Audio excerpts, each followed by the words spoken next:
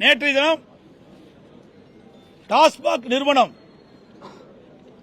உச்சநீதிமன்றத்திலே ஒரு வழக்கை தொடர்கின்றது, மேல்முறையீடு செய்கின்றது.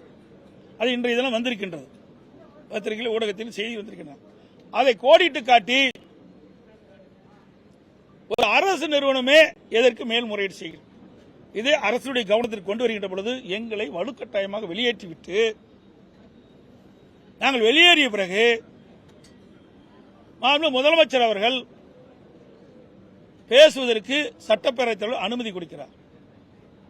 அப்பொழுது முதலமைச்சர் பேசுகின்ற பொழுது எங்களை பற்றி கடுமையான விமர்சனம் செய்கின்றார். அது அவைக்குறிப்பிலே ஏறுகிறது, பதிவாகிறது. அதை ஊடகத்தின் வாயிலாக, பத்திரிகையின் வாயிலாக வெளிப்படுத்துகிறார்கள்.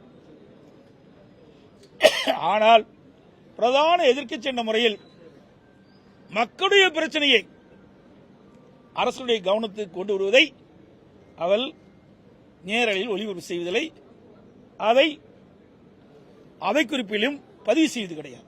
இது எந்த விதத்தில் நியாயம்? ஒரு சர்வாதிகார போக்கு. சட்டப்பேரவைத் தலைவர் ஒருதலைபட்சமாக நடந்து கொள்கிறார்.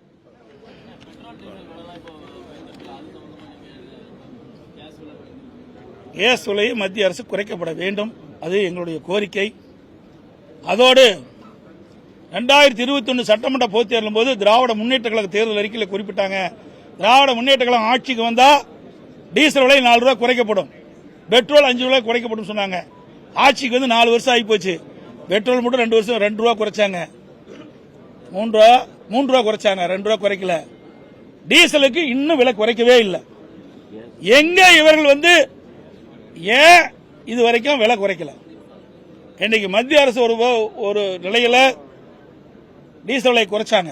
அப்போ ஆந்திரா, கர்நாடகா, பாண்டிச்சேரி எல்லாம் டீசல் விலை குறைச்சாங்க. அப்ப ஏன் தமிழ்நாடு அரசு டீசல் விலை குறைக்கல? அதே போல கேஸ் மானியம் 100 ரூபாய் கொடுக்கணும்னு சொன்னாங்க, இதுவரைக்கும் கொடுக்கவே இல்லையே. ஆக தேர்தல் வருவதற்கு முன்பு ஒரு பேச்சு, தேர்தல் முடிந்த பிறகு ஒரு பேச்சு,